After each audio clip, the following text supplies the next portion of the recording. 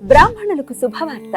సనాతన ధర్మ పరిరక్షణే ధ్యేయంగా ఏర్పడినటువంటి హిందూ మహాసంస్థానం విదేశాలలో ఉద్యోగాన్వేషణ చేయాలనుకున్న ఔత్సాహికులకై అభ్యర్థుల నుండి దరఖాస్తులు కోరుతుంది. సంప్రదించవలసిన వాట్సాప్ నంబర్ 9866615399. నమస్తే, వెల్కమ్ టు అవర్ ఛానల్. నేను పద్మిని. ప్రస్తుతంతో పాటు ప్రముఖ ఆధ్యాత్మికవేత్త, ప్రముఖ న్యూమరాలజిస్ట్ లక్ష్మీ నరసింహస్వామి ఉపాసకురాలు శ్రీమతి స్రవంతి గారు మనతో పాటు ఉన్నారు. మాట్లాడదాం. నమస్తే అక్క. నమస్తే పద్మిని. ముందుగా మీకు వినాయక చవితి శుభాకాంక్షలు అక్క. నీకు కూడా పద్మిని. పండగంతా మీలోనే ఉంది. అవును. అమ్మో అమ్మో అమ్మో అమ్మో, ఇంత డామినేట్ చేయడమా? చీర కట్టుకొని రోజు వచ్చి looking very very beautiful. Thank you Padmini. చెప్పండి అక్క, వినాయక చవితి అందరికీ కూడా చాలా చాలా ఇష్టమైనటువంటి పండుగ. అందులో ఎటువంటి సందేహం లేదు, అందరూ ఇష్టపడతారు, వీళ్ళు వాళ్ళు అని కాదు. అయితే ఈ కల్చర్ అంటే అందరూ మండపాలు ఏర్పాటు చేసుకుని అందరూ సమిష్టిగా చేసుకుని ఈ వర్ణం ఆ వర్ణం అని కాకుండా కులమత భేదాలకు అతీతంగా ఇలా ఈ పద్ధతిని తీసుకొచ్చినటువంటి బాలగంగాధర్ తిలక్ గారికి నిజంగా చాలా చాలా మనం రుణపడి ఉంటామేమో కదా. ఇంకాస్త దగ్గర చేసింది వినాయకుడిని వీటి వల్ల అని చెప్పుకోవచ్చు. సో నెగటివ్ పార్ట్స్ ని పక్కన పెట్టేద్దాం. నెగటివ్ కూడా ఉన్నాయి, ఎందుకంటే ఈ రంగులు వాడటం వినాయకుడికి అనుకోవచ్చు, లేకపోతే పిచ్చి పిచ్చి డాన్సులు చేయటం అనుకోవచ్చు, పిచ్చి పిచ్చి పాటలు ప్లే చేయడం, ఇవన్నీ కూడా ఉన్నాయి. This is very wrong. కానీ వినాయకుడి మీద ప్రేమను మాత్రం పెంచింది, ముఖ్యంగా చిన్న చిన్న పిల్లలకి. వాళ్ళు ఏడ్చేస్తూ ఉంటారు వినాయకుడు వెళ్తూ ఉంటే. సో అదంతా ఈ మండపాలు ఏర్పాటు చేయడం, ఈ పండుగలు చేసుకోవడం ఒక పాత్ర పోషించింది అని చెప్పుకోవచ్చు. అసలు ఈ వినాయక చవితిని ఎలా చేసుకోమంటారు? అందరికీ తెలుసు ఎలా చేసుకోవాలి ఏంటి అని. స్విచ్ వర్డ్ రూపంలో కూడా చెప్పండి అక్క. వేరే మతస్థులు కూడా కొంతమంది ఫాలో చేస్తున్నారు, వాళ్ళ కోసం కూడా ఉపయోగపడుతుంది. తప్పకుండా చెప్తాను పద్మిని. అయితే ఐకమత్యం అన్న మాటకి నిజంగా ప్రతిరూపం మనం వినాయక చవితి అని చెప్పుకోవచ్చు. ఎందుకంటే బాలగంగాధర్ తిలక్ గారికి ఒక ఆలోచన రావడం, అది నిజంగా చెప్పాలి అంటే భగవంతుని సంకల్పంగా మనం చెప్పుకోవచ్చు. ఎందుకంటే ఎన్నో మూమెంట్స్ జరిగి ఇప్పుడు ఇంకా రావడం ఖాయమే, ఈసారి ఎటువంటి పరిస్థితుల్లోనూ మనకు వస్తుంది స్వాతంత్రం అన్నప్పుడు చాలా సందర్భాల్లో అది మళ్ళీ అందకుండా వెనక్కి వెళ్ళిపోయింది.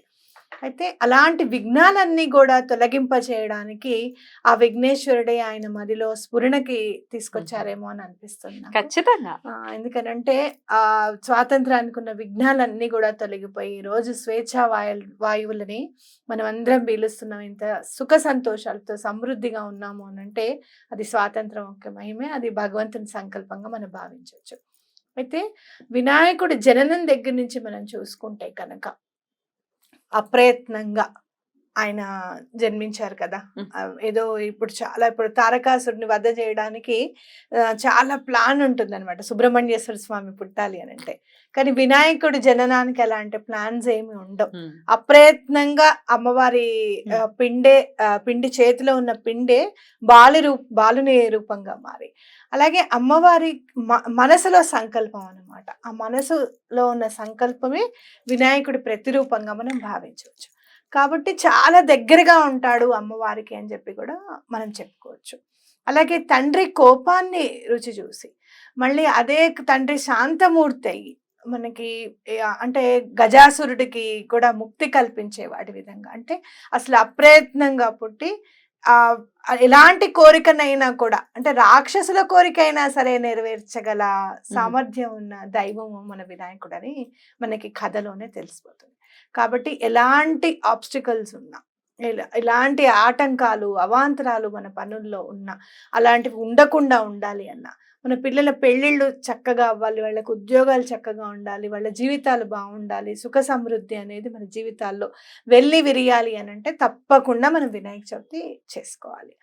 అయితే మనం ఈసారి కొంచెం మనం చూడాల్సింది ఏంటి అని అంటే ఆ 21 హర్బ్స్ ఆఫ్ వినాయక అని చెప్పి మనం నిజంగానే అసలు ఏం వాడతాం అసలు వినాయక పత్రి ఏదో కొండల నుంచి తీసుకొచ్చేస్తున్నారు కదా, వాళ్ళని అడిగి 50 రూపాయలు అయితే ఇంతేనా, ఇది మరీ బాగుంది, రేపు రోడ్డు మీదే వదిలేసి వెళ్ళిపోతారు మీరు, మాకు కొంచెం ఇవ్వండి అనడంతో కాకుండా అసలు పత్రి అనేది ఏముంది,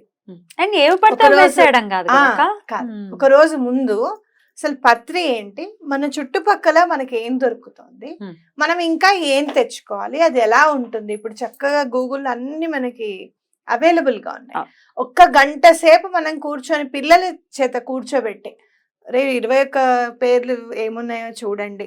దానిది ఏంటి అసలు మనం చుట్టుపక్కల మనకి ఏం కళ్ళకి కనపడుతున్నాయి. ఎందుకంటే వర్షాలు పడతాయి కాబట్టి తప్పకుండా ప్రకృతి మనకి ఉమ్మెత్తలు, జిల్లేళ్ళు అవన్నీ కూడా మన అందుబాటులోనే ఉంటాయి. ఉంటాయి. గన్నేరు పువ్వులు, ఇంట్లో ఉండే తులసి, దానిమ్మ దానిమ్మ ఆకు. చెట్టు, అలాగే మామిడాకులు మామిడి. చాలా మాత్రం మనకి అందుబాటులో ఉండేవి.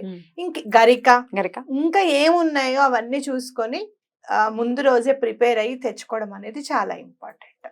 ఎందుకనంటే ప్రకృతి మైమరిచిపోతుందేమో వినాయక చవితి అప్పుడు అనిపిస్తుంది. మీరు చూడండి, ఎప్పుడైనా వినాయక చవితి నాడు తప్పకుండా వర్షం కురుస్తుంది, కొంచెమన్నా పడుతుంది, అవునా కదా? ప్రకృతి హ్యాపీగా ఉన్నట్టే కదా, హ్యాపీగా ఉన్నట్టు. కాబట్టి వినాయక చవితిని కూడా ప్రకృతిని మొత్తం మమేకం చేస్తూ స్వామివారికి ఈ పువ్వు ఆ పువ్వు అనేది ఏముండదు.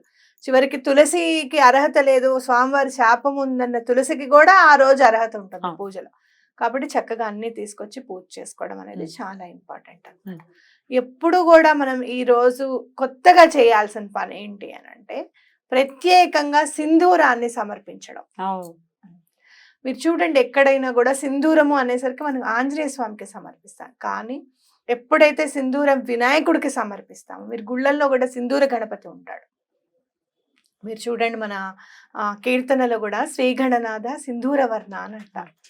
అంటే ఎప్పుడైతే మనకి సింధూరం గనక స్వామికి సమర్పిస్తే మన పిల్లల్లో, మనకి పుట్టిన పిల్లల్లో చాలా ఇంటెలిజెన్స్ అనేది ఉంటుందట. ఆల్రెడీ పిల్లలు ఉన్నారు అని అంటే వాళ్ళతో పెట్టించండి, మీరు కూడా పెట్టండి. చదువులో ఎట్లాంటి ఆటంకం లేకుండా, అమ్మ నాకు మ్యాథ్స్ అర్థం కావడం లేదు, లేకపోతే నాకు ఫిజిక్స్ అర్థం కావట్లేదు అని చెప్తూ ఉంటారు పిల్లలు. దానిలో ఉన్న ఆటంకాలన్నీ కూడా తొలగిపోతాయి అన్నమాట. కాబట్టి సింధూరం అనేది ఈసారి తప్పకుండా సమర్పించండి స్వామికి. ఎట్లా సమర్పించాలి? సింధూరం చక్కగా కొంచెం చిన్నగా వేసుకొని కొంచెం ఆవు నేతితో ఉన్న, నువ్వుల నూనెతో ఉన్న కలపండి. స్వామికి చక్కగా బొట్టు పెట్టండి. మీరు ఏ మట్టి వినాయకుడిని తెచ్చుకుంటున్నారా, లేకపోతే సాధారణంగా ఎవరమైనా కూడా ప్రకృతిని ఇంకా బాధ పెట్టకూడదు. మనం చూస్తున్నాం కదా అసలు 8.5 సెంటీమీటర్స్ వర్షం ఏంటి అసలు. మా చిన్నప్పుడు 40 సెంటీమీటర్స్ విజయవాడలో, అసలు కని విని సంగతి చెప్తున్నా. విజయవాడలో 40 సెంటీమీటర్స్ హైయెస్ట్. మా చిన్నప్పుడు 3 సెంటీమీటర్ అంటే చాలా ఎక్కువ నిజంగా చెప్పాలంటే. చాలా వర్షం వైపరీత్యం. కాబట్టి అలాంటివి ఏమి లేకుండా అలా ఇంకా ఇబ్బంది పెట్టకూడదు. మనం కలర్ వినాయకుడు తెచ్చుకొని మోస్ట్లీ చక్కగా సాధారణంగా మీరు మీకు అలవాటు ఉన్నా సరే ఈసారి మట్టి గణపతిని తెచ్చుకోవడానికి ప్రయత్నం చేయండి. తప్పకుండా స్వామివారికి బొట్టు పెట్టండి. ఫస్ట్ సింధూరాన్ని తడిపి చక్కగా బొట్టు పెట్టండి. బొట్టు పెట్టిన తర్వాత మిగతా సింధూరం ఒక పువ్వుని అద్ది స్వామికి సమర్పించండి. చక్కగా చేతులకు కూడా, కాళ్ళకి చక్కగా స్వామివారికి పూయొచ్చు సింధూరం. ఎలాంటి అంటే ఆ ఆటంకాలు ఉన్నా కూడా తొలగిపోతాయి. అలాగే ఆ ఆటంకాన్ని ఎలా జయించాలి అనే జ్ఞానాన్ని కూడా స్వామివారు మనకి ఇస్తారనమాట. ఒక్కోసారి చూడు, ఎప్పుడన్నా నీకు అలా అనిపిస్తుంది, నాకు అవుతుందో లేదో తెలియదు, కానీ నాకు ఏదైనా వెతుకుతుంటే ఆ వస్తువు ఎదురుగుండా ఉన్న కనపడదు. జరుగుతుంది, అందరికీ జరుగుతుంది. నేను సామెత చంకలో బిడ్డను పెట్టుకుని ఊరంతా ఎతికిందని అని సామెత వచ్చింది. నేను పిల్లల్ని పిలుస్తా, ఈయనని పిలుస్తా, నాకు కనిపించట్లేదు, ఒకసారి మీకు చూడండి, నాకు కనపడదు, మీరు చూడండి అంటే ఎదురుగుండా ఉన్నది కూడా ఆ దృష్టి వెళ్ళదన్నమాట అక్కడికి. కాబట్టి అట్లా మనం ఆ స్ఫురణ అనేది స్వామివారు తెప్పిస్తారనమాట. అసలు మీకు బాధలు తొలగాలి అని అంటే వినాయకుడే ఇంపార్టెంట్ చాలా. పెళ్ళవ్వాలన్నా, లేకపోతే ఇంకేదైనా గ్రహ దోషాలు ఏమన్నా తొలగిపోవాలన్నా కూడా వినాయకుడి పూజ మనకి చాలా హెల్ప్ చేస్తుంది. సో ఇది అది అని ఏం లేదు, స్వామి ఇబ్బంది అంటూ ఏముంటుంది. అసలు ముందు అసలు ప్రాబ్లమ్ ని ఎట్లా అయినా సరే మనం సాల్వ్ చేయగలమన్న ధైర్యాన్ని ఇస్తారు స్వామి. అది చాలా ఇంపార్టెంట్ పద్మిని. చిన్న వాటికి కూడా మనం ఒక్కొక్కసారి భయపడిపోతూ ఉంటాం, ఎలా ఎలా ఎలా అనుకుంటూ ఉంటాం. ఏం లేదు, స్వామి ఉన్నారు, చక్క పూజ చేసుకుందాం, ఎందుకు అవ్వదు పని అని చెప్పి మనం ఎప్పుడైతే ముందుకు వెళ్తామో తప్పకుండా తెల్ల జిల్లేడిని కూడా సమర్పించండి. మీకు ఎక్కడైనా తెల్ల జిల్లేడు పువ్వులు దొరికితే చక్కగా పువ్వులు ఆ మాలలాగా అల్లి స్వామికి వేయండి. అలాగే మీరు ఎప్పుడు, కొంతమంది చేస్తారు కొంతమంది చేయరు, నెమలీకని సమర్పించండి. చాలా ఇష్టం నెమలీక అంటే వినాయకుడికి. ఆ నెమలీకని కూడా పూజలో సమర్పించండి, చక్కగా మీ పనులన్నీ అయిపోతాయి. స్విచ్ వర్డ్ రూపంలో కూడా చెప్పండి అక్క, స్వామి అనుగ్రహం కోసం. తప్పకుండా చెప్తాను. ఇది వరకు మనం అనుకున్నది పప్పా మ్యాజిక్ బిగిన్ నౌ అనేది ఈ వినాయక చవితి నాడు యూస్ చేస్తే స్విచ్ వర్డ్ చాలా బాగా కలిసి వస్తుంది అనమాట. నిజంగానే స్వామి అలానే ఆ మ్యాజిక్ ని చూపిస్తారు. Right. అలాగే మీకు అమ్మవారిని కూడా తలుచుకునేది ఉండి చక్కగా కొంతమంది ఇళ్లలో వినాయకుడినే కాదు గౌరీ అమ్మవారిని కూడా తీసుకొచ్చి పూజ చేస్తారు. ఎక్కువగా కర్ణాటకలో వినాయకుడిని పెట్టి అక్కడే గౌరమ్మ అని కూడా పెడతారనమాట. ఆవిడ ఫేస్ ని అక్కడ కూర్చోబెట్టి అలంకరిస్తారు. అలా మీరు ఏమైనా చేసుకుంటున్నారు, అలా చేసుకోకపోయినా సరే అమ్మవారిని తలుచుకుంటే స్వామికి చాలా ఇష్టం కాబట్టి లలితం లంబోదరం కూడా చదవండి, చాలా బాగా కలిసి వస్తుంది. అద్భుతం. వేదిక్ స్విచ్ వర్డ్స్ కాబట్టి డెఫినెట్ గా 108 టైమ్స్ చదవాలి. లలితం లంబోదరం. Bappa magic begin 108 times. Right. ఇక పీరియడ్స్ లో ఉండి ఆ రోజు అడ్డొస్తే చాలా బాధ అనిపిస్తుంది. ఎందుకంటే one of the main festivals కదా, చాలా బాధ అనిపిస్తుంది. కొంతమందికి శాపం పెట్టినట్టు కరెక్ట్ గా పండగల పూటలే వచ్చేస్తూ ఉంటుంది పీరియడ్. అసలు చిరాకు వచ్చేస్తుంది ఏమిటిది అని. ఒకవేళ పిల్లలు ఉన్న తల్లులైతే ఇక పిల్లల్ని పట్టుకోలేం. మరి ఎట్లా ఈ వినాయక చవితి ఒకవేళ మిస్ అయితే కనుక ఏ రోజున చేసుకోవచ్చు పూజ? నేనైతే మాత్రం ఈసారికి పక్కన కూర్చోమనే చెప్తాను పద్మిని. ఎలాగో అలాగా 3 రోజులు వదిలేసేయండి. మీరు బయట ఏదైనా మీరు ఆర్డర్ చేసుకుని తెచ్చుకుని తినడం కాదు, స్వామివారికి అంత అన్నము అంత పెసరపప్పు వండి నైవేద్యం పెట్టినా సరిపోతుంది. పూజ కంపల్సరీగా అవ్వనివ్వండి.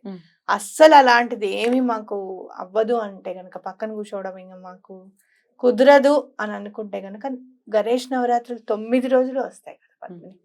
ఈ 9 రోజుల్లో మీకు ఎప్పుడైతే 5 రోజులు అయిపోతుందో మీకు మండపాల ఏర్పాట్లో ప్రతిరోజు పూజ చేస్తారు స్వామికి. అక్కడికి వెళ్ళి చేసుకోవచ్చు. 9 రోజులు కూడా అయితే ఇంకోటి ఏంటంటే మీ పెద్దవాళ్ళు మీ వాళ్ళు ఎవరైనా పూజ చేసుకున్న అక్షింతలు ఉంచమని చెప్పండి.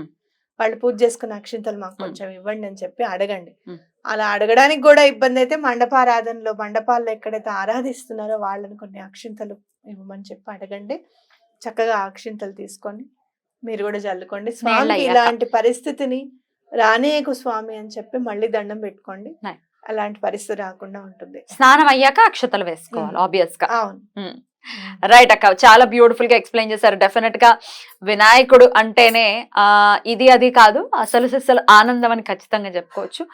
ఏది మన దగ్గర ఉంటే మనం ఆనందంగా ఉంటామో అది మనకి ఇచ్చేటటువంటి దైవం. అందున చాలా చాలా త్వరితగతిని ఇచ్చేటటువంటి దైవం. ఆయన ఆరాధన యావత్ ప్రపంచమే చేసుకుంటుంది. మనం కొత్తగా చెప్పాల్సిన పని లేదు. ఇంకాస్త వైభవోపేతంగా చేసుకోవాలి. 7వ తారీఖు వస్తోంది, శనివారం వస్తోంది. కేతుకి అధిష్టాన దేవత అని చెప్తారు. కేతు కంటే చాలా ఇష్టం వినాయకుడు. అందుకే మీరు గరికని కానివ్వు, లేకపోతే పెసర్లు ఉంటాయి, పెసర్లతో వండింది కానివ్వు. ఇంకొకటే చెప్తున్నా, గ్రీన్ కలర్ లో మీకు ఏది కనబడుతుంది స్వామివారికి సమర్పించడానికి ప్రయత్నం చేయండి. న్యాచురల్ థింగ్స్ అని కోరుకుంటూ మరొక్కసారి ప్రేక్షకులకి మీకు వినాయక చవితి శుభాకాంక్షలు. నమస్కారం అక్క. నమస్తే.